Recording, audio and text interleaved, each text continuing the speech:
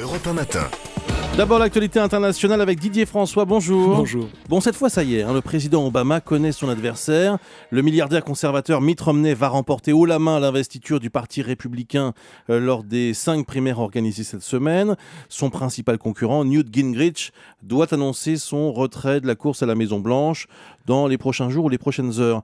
Alors en fait, la campagne présidentielle commence vraiment cette fois-ci et surprise, le premier thème sur lequel s'affrontent les deux candidats, c'est pas l'économie, c'est pas la sécurité, c'est leur chien. Oui, c'est assez étonnant, mais les partisans de Barack Obama ont effectivement déclenché les hostilités en allant déterrer une vieille histoire qui remonte à l'été 1983. Mitt Romney part alors en vacances avec son épouse et 5 enfants, et comme il n'a pas assez de place dans sa voiture, il décide de faire voyager son chien, Seamus, un setter irlandais, dans une cage sur le toit. Alors 600 km de Boston à l'Ontario, au cours desquels le toutou tombe visiblement malade, je vous passe les détails, mais l'affaire fait grand bruit aux États-Unis, où les ligues de défense des animaux multiplient les manifestations contre le candidat conservateur. Alors dès lors, les limiers républicains se mettent à leur tour en chasse et ils découvrent dans une biographie de Barack Obama que le président avoue avoir mangé du chien. Alors c'était une seule fois en Indonésie lorsqu'il était enfant, mais il n'en fallait pas plus pour lancer la contre-offensive. Et voilà que les partisans de Mitt Romney publient à leur tour sur Internet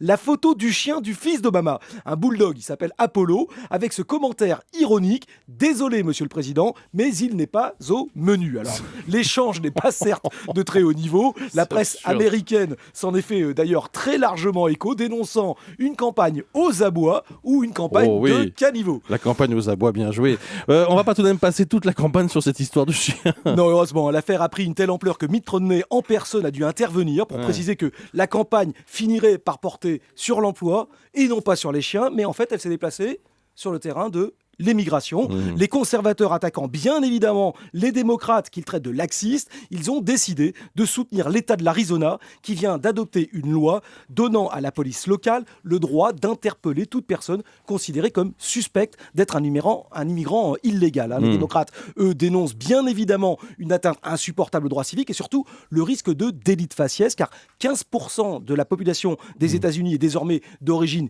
hispanique. Or, l'immigration là-bas, elle vient d'Amérique latine. De plus, dans un pays très à cheval sur les droits individuels où les papiers d'identité ne sont pas obligatoires, le gouvernement démocrate estime que ces contrôles sont une prérogative qui relève des seules autorités fédérales. Il a donc saisi la Cour suprême qui devra trancher dans les jours qui viennent. Merci Didier, la campagne aux abois et la caravane passe bien sûr. Merci beaucoup. Sur Europe 1, c'était l'actualité internationale.